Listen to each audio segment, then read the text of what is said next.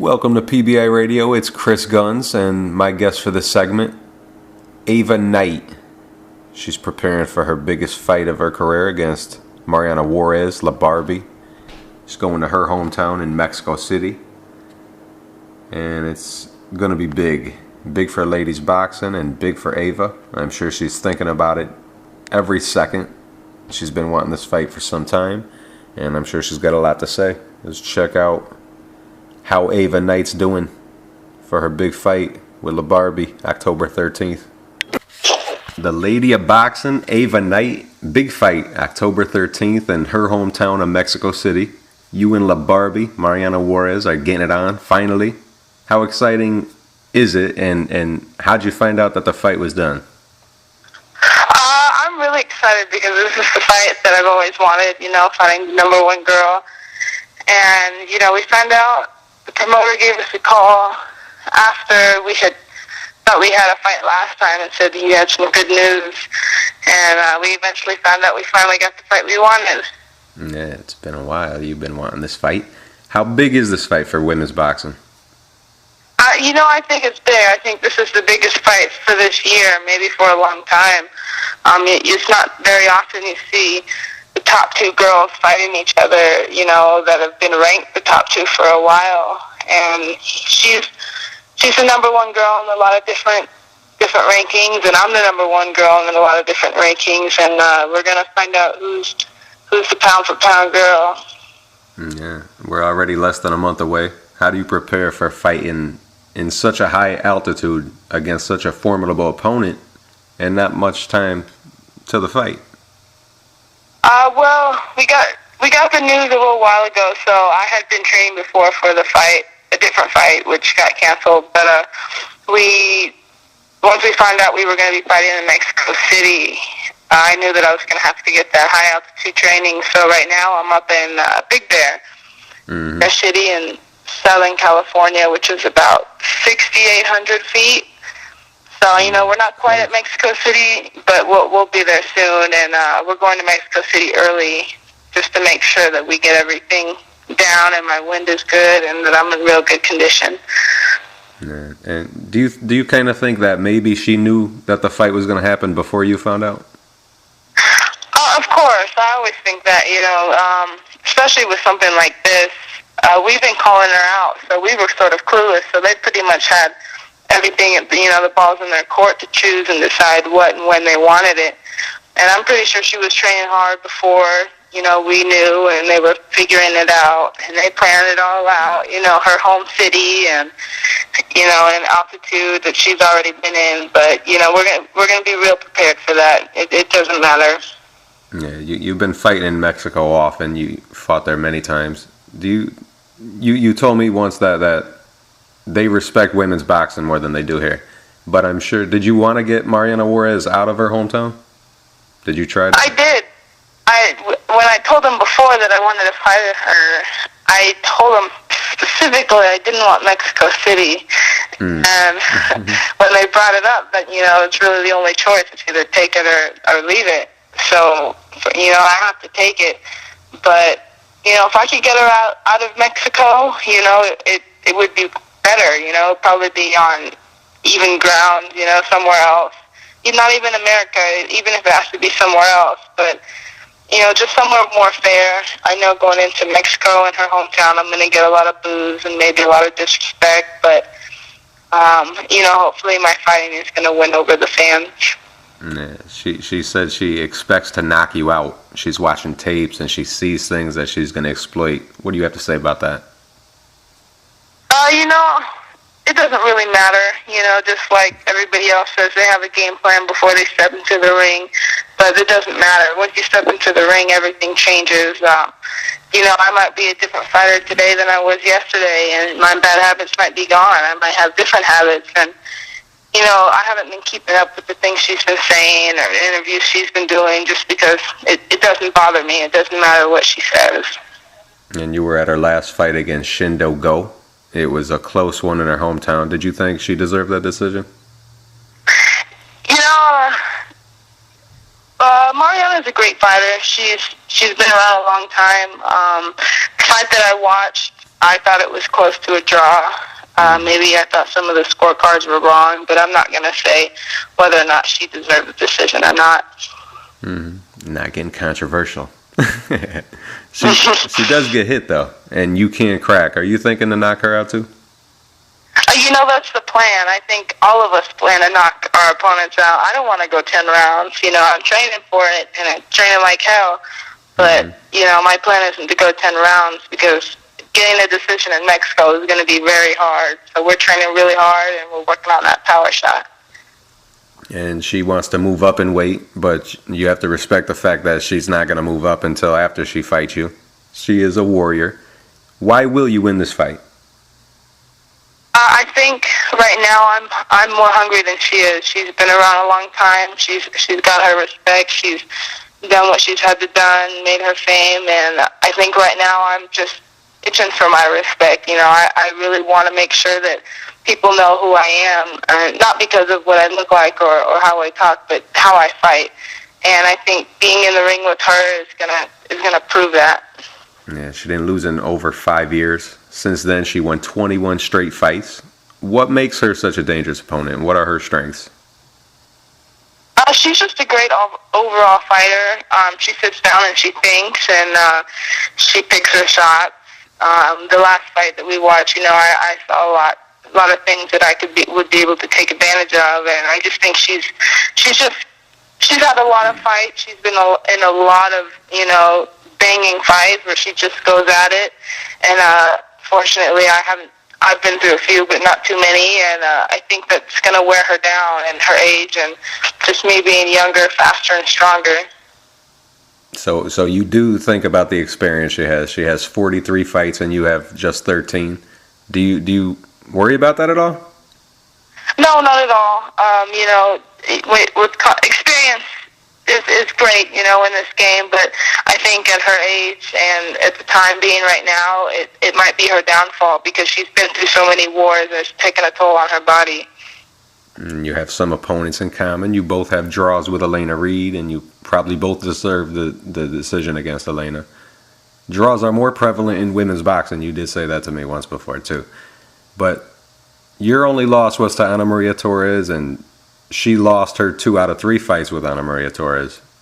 Then Areli Mucino, she lost a close split decision to Mariana, and you knocked her out in 2. Is that your confidence boost? Do you that you knocked this girl out? It's a confidence booster, but I also know that styles make fights, and not two people who get in the ring, with another different person is always going to be a different fight. Mm-hmm. So I just can't go into there expecting to be, 100% better just because I knocked out somebody she went 10 rounds with. Yeah, and she did win against Susana Vasquez, and what was it? Did you beat Susana Vasquez too, right? I beat Susana. I believe her fight with Susana was a close decision, and mine was just a full out 10-round win. Mm-hmm. So maybe that's. But like I said, I can't just think that I'm way up above her just because of this. Yeah, you were already in training, like you said, before you got this call that the fight was on. How much has this fight been on your mind? And you wanted it for a long time, haven't you? Can you say that again? You wanted to fight her for a long time, right? How long have you been wanting this fight? It's been a long time. I really can't say a date. It's been years. After I fought, even before I fought Ana Maria, because at that time I wasn't thinking about that weight, even though I was going up and down. But after that, I figured, why can't I fight the number one girl? If I can go 10 rounds with Ana Maria, I could go 10 rounds with anybody. And that's the way I felt. And she is the number one in the weight that I wanted to be, and she still is. So, that's just how bad I want it. I just want to be number one. And your coach is confident. How much has this excited Team Knight? It's a lot, It's a big thing to go for a big title like the WBC. We all, edging for that win. We know that's what we're going out there to do. So all of us are just real excited. And Do you kind of feel like you're the one wearing the white hat in this fight? You're the good girl, and she's the girl that posed in Playboy? Is this a statement for good girls? I guess people can look at it any way they want. That's how it looks from the outside. But if that's what she wants to do, and that's how she makes her money, that's great. But I just want to be. I don't want that associated with myself. Just because the way I am, I just want to fight, and I want to be good at it, and I want to be known for that. How's it feel being the underdog? I always feel like the underdog, no matter where I am. So it's just another day for me. Are you inspired by the recent win by fellow hometown champion Andre Ward? He beat Bad Chad. What's in the water over there, Ava? That win right there just touched my heart because Andre Ward, I feel like he's the best in the world right now. I don't think anybody can beat him, unless they're just extreme. He comes up and they're extremely too big, but it just proves, Mariana is talking about moving up. She's having a hard time making 112. We had Chad Dawson, he was a bigger guy. He had to come down, so he was cutting too much weight. Maybe this might happen at the same time. Mm-hmm. But even though he was bigger, people thought that he was going to have the strength to knock out Andre Ward, and he beat all the odds, and he came out and he showed his talent, and he looked great. And I plan on doing the same thing. Did you speak to Andre since his big win? Did he give you? No, I haven't. I haven't seen him. I don't know him on a level like that. I would love to get his support, as being in Oakland also, but we're working on that. Yeah, I'm sure it's going to happen. What'd you think of Canelo's performance against Josecito Lopez? How good is Canelo? I've been up in camp, so I didn't get to watch the fight, but I was watching all the tweets. But honestly, I felt like Lopez was too small of a guy for Canelo. I would like to see him get in the ring with someone like Cotto, someone his size. Cotto might be older, but and around a lot longer. But I think he needs someone challenging at his own weight. So when you're in camp, you don't watch boxing?